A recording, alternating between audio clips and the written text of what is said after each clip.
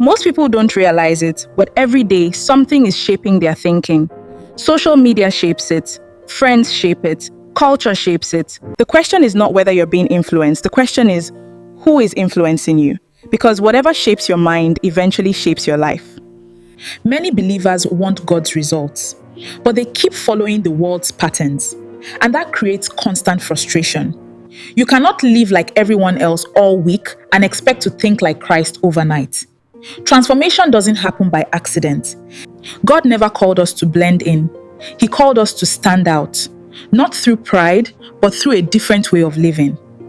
The world says, follow your heart. God says, guard your heart. Those are two very different messages. The world says success is everything. God says obedience is everything.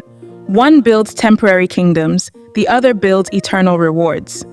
Many people are exhausted today because they are trying to serve two masters. The world pulls one way, God pulls another. Transformation begins with surrender, not partial surrender, not occasional surrender, complete surrender. God wants more than your Sunday worship. He wants your Monday decisions, your Tuesday habits, your everyday life.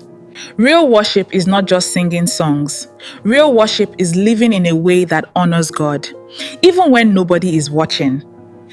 One of the greatest battles you'll ever fight is the battle for your mind, because your mind determines your direction. What you constantly consume eventually becomes what you constantly think about, and what you think about shapes who you become. If your mind is filled with fear, fear will control your actions.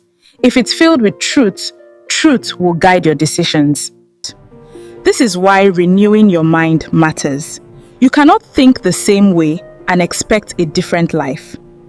Renewal is a daily process. It's not a one-time event. It happens little by little, day after day.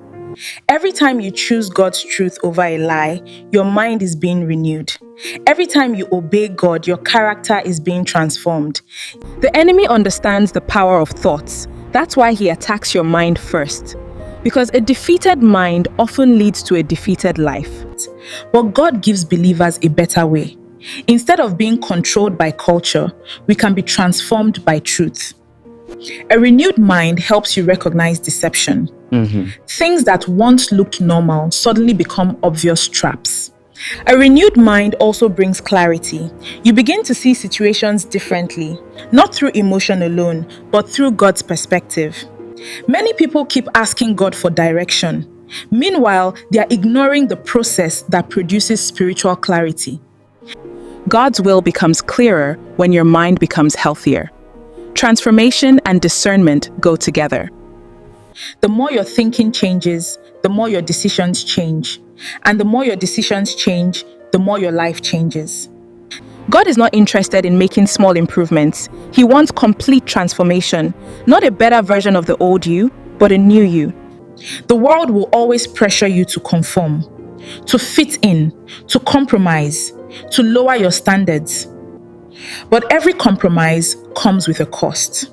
What you gain in approval, you often lose in spiritual strength. Following God won't always be popular. Sometimes obedience means standing alone. But standing with God is always worth it. Your transformation may not happen overnight, but every day you walk with God, He is changing you from the inside out. Don't let the world decide who you become. Let God shape your mind, your heart, and your life, because a transformed mind leads to a transformed future.